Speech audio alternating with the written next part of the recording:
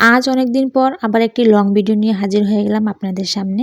আশা করি আমার ভিডিওটি আপনাদের কাছে ভালো লাগবে, আর আমার ভিডিওটি যদি ভালো লেগে থাকে আমার পেজে একটা লাইকটা ফলো দিয়ে রাখবেন। হ্যালো এভরিওয়ান, আসসালামু আলাইকুম। আশা করি আপনারা সবাই ভালো আছেন। আলহামদুলিল্লাহ আমরা অনেক ভালো আছি। সকাল থেকে আমি ভিডিওটা শুরু করেছিলাম জায়ান বাবার আবিদের জন্য। এখানে খিচুড়ি রান্না করা হয়েছিল, কিছু মাংস তরকারি ছিল, সেটা দিয়ে খিচুড়িটা রান্না করে দেওয়া হয়েছে। কারণ আবিদ বলতেছিল ওর খিচুড়ি খেতে অনেক ইচ্ছে করছে, এই জন্য খিচুড়িটা রান্না করে দেওয়া হয়েছিল।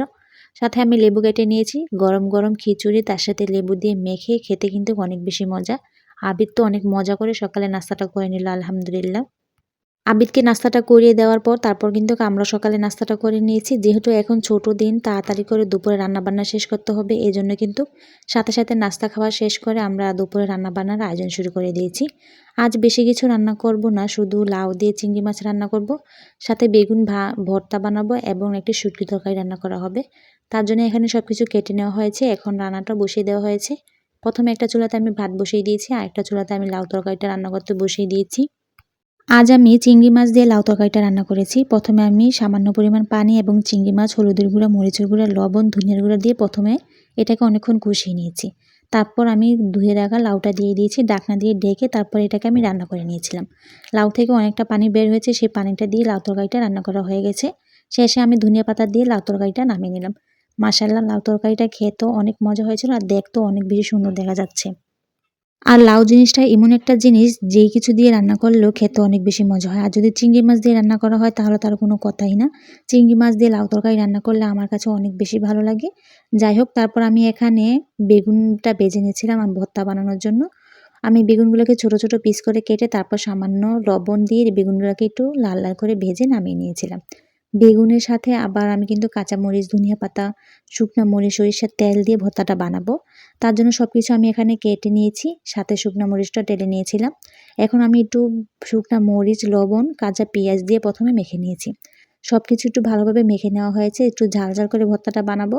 যেহেতু আমার একটু ঝাল ঝাল খেতে ইচ্ছে করছিল, এই জন্য বেগুনের ভর্তাটা বানাচ্ছি। একটু ঝাল ঝাল না হলে বেগুনের ভর্তাটা খেতে একদমই ভালো লাগে না। তারপর আমি ভেজে রাখা বেগুনটা দিয়ে দিলাম, সাথে সরিষার তেল এবং অনেকগুলো ধনিয়া পাতা দিয়ে বেগুনের ভর্তাটা বানিয়ে নিলাম। বেগুনের ভর্তাটা খেতে কিন্তু অনেক বেশি মজা হয়েছিল, ঝাল ঝাল ছিল। এটা কিন্তু বাচ্চাদের জন্য বানাইনি, এটা আমরা বড়রা খাবো, এই জন্য ঝাল ঝাল করে বানিয়েছিলাম।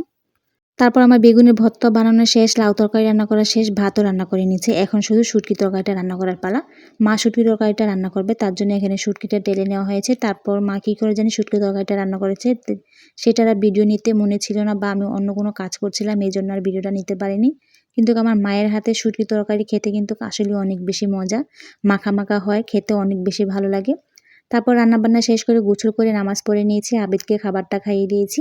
তারপর আমি এখানে বসে পড়লাম দুপুরে খাবারটা খাওয়ার জন্য। প্রথমে তো আমি বেগুন ভর্তা দিয়ে খাবারটা খেয়েছিলাম আলহামদুলিল্লাহ।